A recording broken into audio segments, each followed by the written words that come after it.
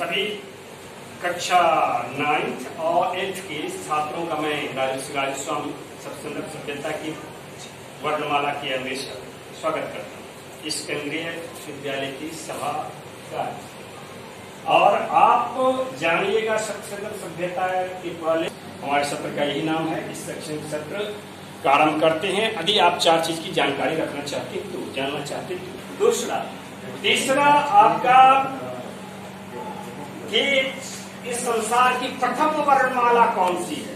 लिपि अल्फाबेट इसको कहते हैं। रोमन लिपि है, देवनागरी लिपि है, या फिर मंडारियन लिपि है, चीन की लिपि है, अथवा की अरबी फारसी कोई लिपि है ना। और संसार की प्रथम विश्व भाषा संसार की विश्व भाषा कौन है? अंग्रेजी। और संसार की संपर्क भाषा अंग्रेजी से जाते हैं। तो संसार की प्रथम विश्व भाषा कौन है ये आप जानिए। तो इस चारों के अलावा आप जानिएगा कि आखिर इसका इस जो वर्णमाला है संसार की प्रथम वर्णमाला उसका अन्वेषक कौन था और उनकी संस्कृति क्या थी, है ना। तो इसके विषय में हम लोग जानेंगे इस सत्र में। तो हम लोग आरंभ करते हैं सत्र को। जानते हो कि मानव सभ्यता जो बर्बर थी वह आपके नदी घाटी यों के तट पे ही आपके सर्वप्रथम बस्ती बसाई और वहां पर उनके जीवन में स्थिरता आया। और वह युग था नवपाषाण युग, है ना। नवपाषाण युग में उन्होंने पहिए की खोज की, तरह तरह आपके पहिए की खोज की। अग्नि का खोज तो आपके पूरा पाषाण काल में ही हो चुका था। और वो गृहस्थ बने, कृषि की खोज किया। फलतः उनके जीवन में स्थिरता आई तो फिर उनका रुझान क्या हुआ? वाणी एक भाषा का उन्होंने अन्वेषण किया और लिपि।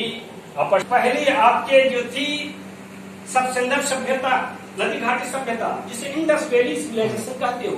दूसरी आपकी मेसोपोटामिया की सभ्यता है।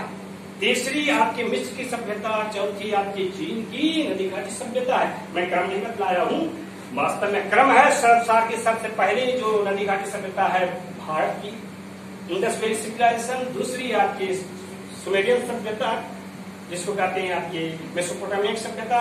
तीसरी चीन की नदी घाटी सभ्यता। चौथी आपके मिस्र की नदी घाटी सभ्यता, है ना।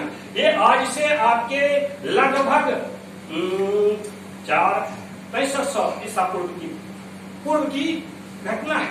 उससे पूर्व जो थे उस युग को आपको कहते हैं बर्बरी, है ना। और भारत के सबसे जो प्राचीनतम पुराना स्थल है वो 9500 वर्ष प्राचीन है। तो इस प्रकार से अभी हम लोग एक तरह से बर्बर समाज जो है वर्ष के उपरांत भाषा और लिपि को जान सकते हैं। आप देख रहे हैं ये मोहनजोदड़ो की आपकी टीला है। टीला मतलब पूरा स्थल है ना। खुदाई करने के उपरांत जमीन के अंदर जो अवशेष थे उसको निकाला गया। ये आपके पाकिस्तान में है, सिंधु नदी के तट पे है ना। आगे नेक्स्ट कीजिए। ये भी आपके जानते हैं कि सबसे अंदर सभ्यता की जो नगर थी वह संसार में अपने नगरीय व्यवस्था, है ना, ईंट की बनी हुई मकान और सड़क, है ना, संकोनिक सड़क के लिए विख्यात थी। वह उस युग का सबसे बड़ा अन्वेषण था। अभी हम लोग कॉलोनी बनाते हैं ना, कॉलोनी में किस प्रकार से व्यवस्था होती है, प्रबंधन होता है। नदी जल होता है, नालियां होती है, सड़क होती है चौड़ी चौड़ी और ईंटे के घर होते हैं पहले 2 मंजिले। इस युग में भी अभी बहुत जगह घर आपको मिट्टी के मिलेंगे। और आज से आप सोच लीजिए 5000 वर्ष पहले यदि इस प्रकार के घर हैं तो इसका मतलब उस समय कितने वहां पे समृद्धि होगी, शिक्षा और सभ्यता का कितना विकास हुआ होगा आप अंदाजा लगा सकते हो। एक अंदाजा के अनुसार एक छोटा सा गांव था मेहरगढ़। वहां पे 2 पीढ़ी हुआ है क्या गाँव लौकिक संस्कृति है। लौकिक संस्कृति से प्राचीन आज से 2000 वर्ष पहले मौर्य काल तक लौकिक संस्कृति आई थी। उससे प्राचीन 1500 वर्ष पहले वैदिक संस्कृति थी। वैदिक संस्कृति से यानी कि 2000 ईसा पूर्व आज से 4000 वर्ष पहले।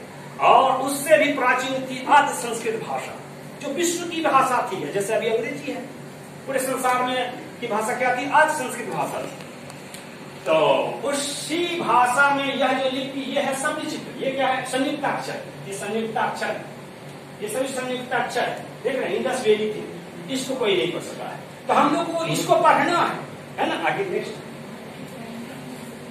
ये देखिए, आज से 2000 वर्ष पहले मौर्य काल में ब्राह्मी लिपि का प्रचलन था, और उस समय की भाषा थी प्राकृत भाषा और पाली भाषा, है ना, सम्राट अशोक की भाषा जिसको कहते हैं, जिसके आधार पे सांची के स्तूप की आपको पुराने प्राप्त होंगे, या फिर कहिए रुमिनदेही के जो स्तंभ हैं वो हो गए, या फिर इलाहाबाद चले जाइए, वहां पर भी जो किले में, उससे इसी देवनागरी, इसी ब्राह्मी लिपि से भारत के समस्त प्रांतों की जो लिपियां हैं, कन्नड़ लिपि, तमिल लिपि हो, कन्नड़ हो, तेलुगु हो, बंगाली, इस ब्राह्मी लिपि का जननी कौन है? इस ब्राह्मी लिपि की जननी है सब संदर्भ सभ्यता की नागलिंगा लिपि। चलिए नेक्स्ट, जिसको आप ये कहते हैं ब्राह्मी लिपि को 90 डिग्री आपके बाईं और घुमाइएगा ताकि ये वर्णमाला प्राप्त।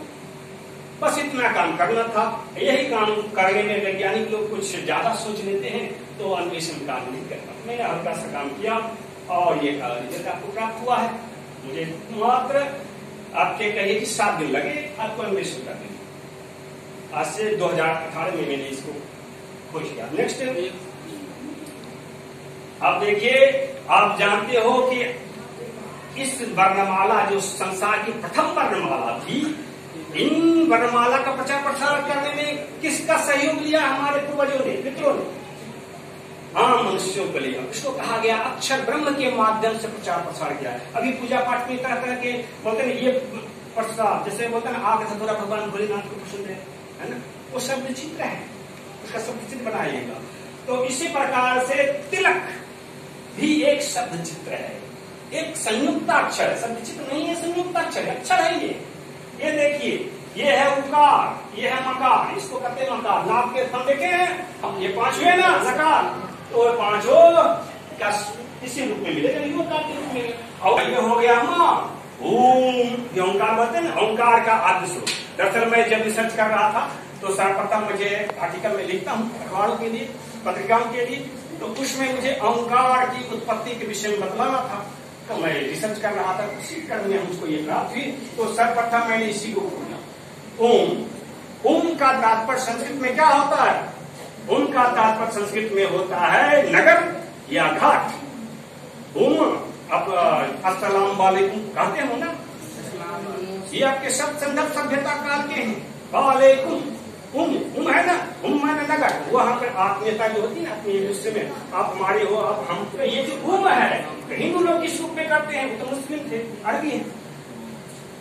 हिंदू लोग कैसे करते हैं? हिंदू लोग तिलक लगा करते हैं, माथे पर त्रिपुंड लगा, त्रिपुंड लगा लिए, उर्धपुंड लगा लिए, या ब्रह्मपुंड, ये ब्रह्मपुंड है, ये त्रिपुंड है और ये उर्धपुंड है।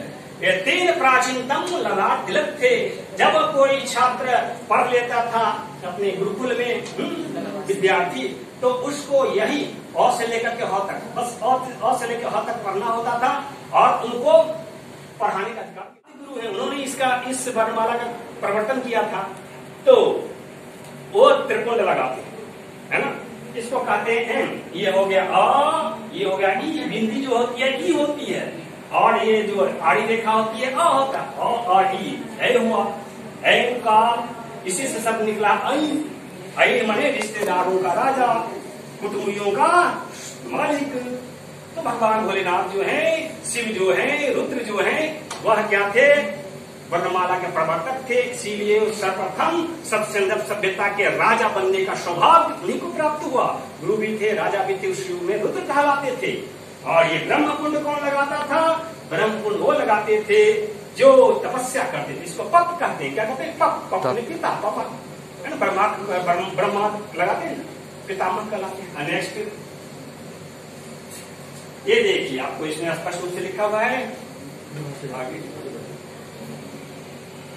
अब देखिए, जैसा कि इतिहासकार ने बतलाया है कि 7000 ईसा पूर्व से आपकी मानव बस्तियां बसनी आरंभ हुई, बड़े पूरा पाषाण युग के आरंभ से। और हम जिस वर्णमाला की बात कर रहे हैं उसका अन्वेषण कब हुआ? तो 4500 ईसा पूर्व के लगभग, है ना। इसको कहते हैं मेहरगढ़ थर्ड, मेहरगढ़ 2, पीरियड, है ना।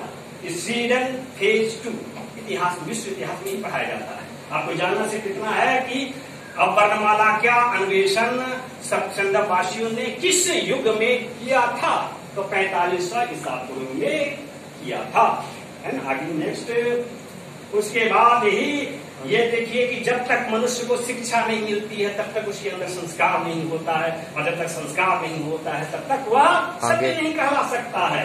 चलिए नेक्स्ट, हाँ देखिए आपको इसमें स्पष्ट रूप से जो आपके 7000 ईसा पूर्व के थे उसको हड़प्पा पूर्व का युग कहा जाता है। उस समय हड़प्पा सभ्यता आरंभ नहीं हुई थी। हड़प्पा सभ्यता कब आरंभ हुई है, तो यहाँ पर बतलाया गया प्रारंभिक हड़प्पा 3300 ईसा पूर्व। ये आपके किनका अन्वेषण, ये आज से आपके 20 वर्ष प्राचीन सारणी है, लेकिन आज की 2012 की ईस्वी के जो वैज्ञानिक हैं उनका कहना है, आपके जेसन ओमरड्रॉफ्ट के माध्यम से ग्लोबल पोस्ट में छपा है कि अभी जो सूचनाएं बतलाई गई है कि हड़प्पा संस्कृति आपके 3300 ईसा पूर्व से आरंभ हुआ, उससे लगभग 2000 वर्ष प्राचीन आपके हड़प्पा संस्कृति सभ्यता थी, ऐसा बतलाया गया है ग्लोबल पोस्ट में। और वैज्ञानिक इसमें खोज कर रहे हैं।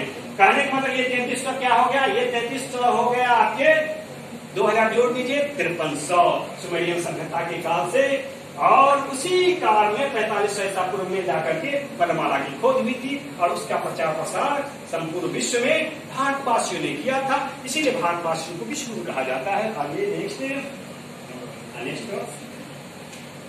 और हाँ देखिए इस तरह की वर्णमाला है। वर्णमाला के विषय में क्या चीज जानना जरूरी है, अभी हम लोग इस वर्णमाला को आप लोग देवनागरी लिपि में हिंदी में लिखते हो, है ना, लिखते हो ना, उस समय कितनी वर्णाक्षर है, अक्षर कितने हैं, 41 वर्णाक्षर थे सप्तसंदव सभ्यता की। और उसी से आपके ये जो रोमन लिपि, अभी कितनी है रोमन लिपि के बाद अल्फाबेट वर्णाक्षर